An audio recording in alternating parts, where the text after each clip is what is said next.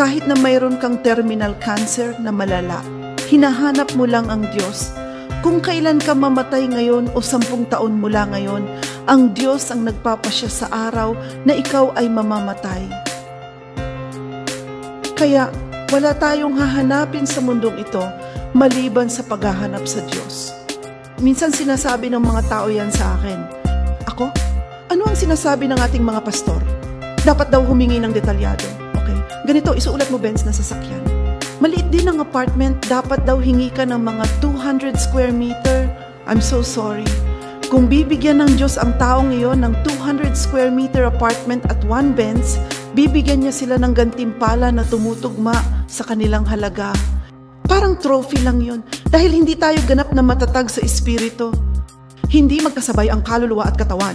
Tanging kapag ang espiritu ay ganap na nakataas sa autoridad na iyon, ang kayamanan ng ibang bansa ay darating sa harap mo. Kapag naghahanap ka lang ng pera at hinahanap mo lang ang gusto mo, sa huli mawawala ang lahat. Lahat ay mahuhulog sa apoy ng impyerno.